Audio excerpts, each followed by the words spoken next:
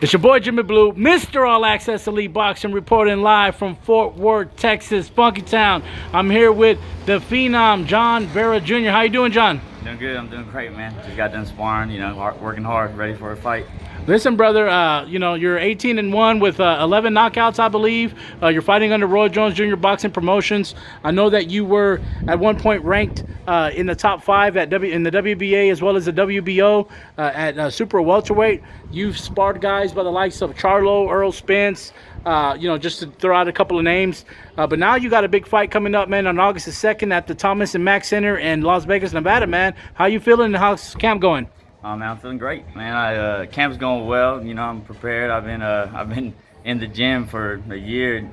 No breaks, just going on and on, just waiting for a fight. And thankfully, something's coming up August 2nd. Listen, John. For a lot of those that followed your career, man, you're one of those fighters, man, that you've always impressed. With your showings, and you took a big risk. Actually, in your last fight, fighting a gentleman by the name of Michael Sorrow. I believe he was ranked number 2 by the WBA, trained by Abel Sanchez, and you actually fought him in his home country of France. Yeah. What was that experience like, man? You didn't get the victory, but you went the distance. You went in a full 12 rounds.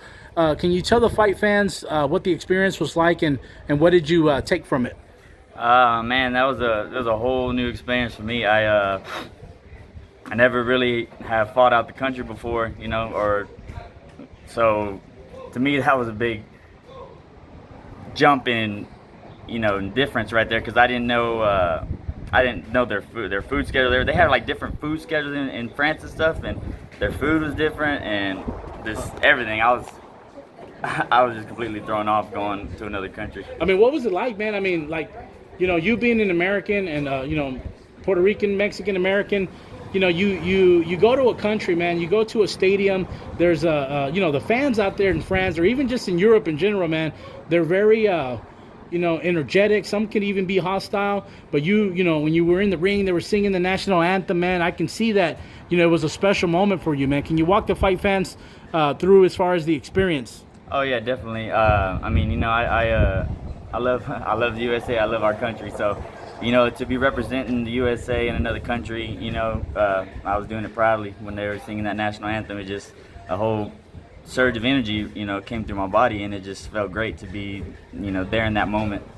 Well, let me ask you this, John. You've been inactive now roughly about 15 to 17 months. Would you say that it's a blessing in disguise, man, just getting a little bit of a break from boxing as far as in the ring?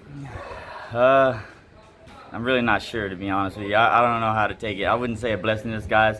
I've been ready to fight. I mean, I haven't really been taking any breaks, so it's not, like I've been resting or anything. So I've just been waiting to fight.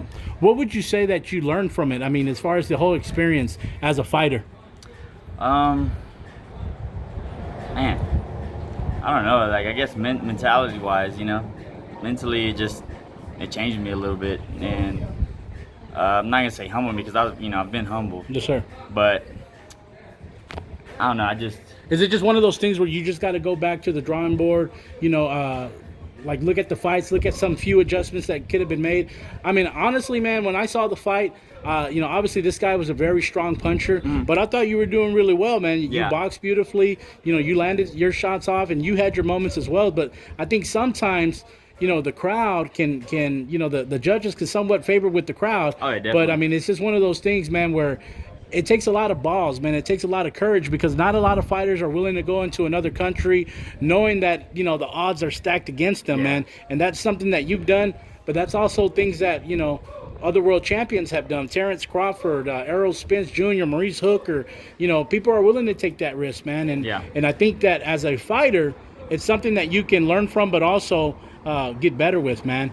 My question to you is what can we expect come August the 2nd in your return fight here in Las Vegas? Oh, you can expect fireworks, man. I've a different spark is lit up in me. I got, I'm more aggressive, but also, smarter at the same time. I'm just ready to showcase, what we've been working on this past year. Listen, brother, let me ask you, man, is there any last shout outs you want to give any of your friends, families, or sponsors?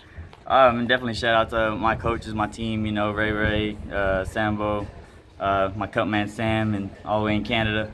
Shout out to just my family. You know, they've been there supporting me. Shout out to everybody in Fort Worth, Texas. Alrighty, man. Where can they follow you at, John?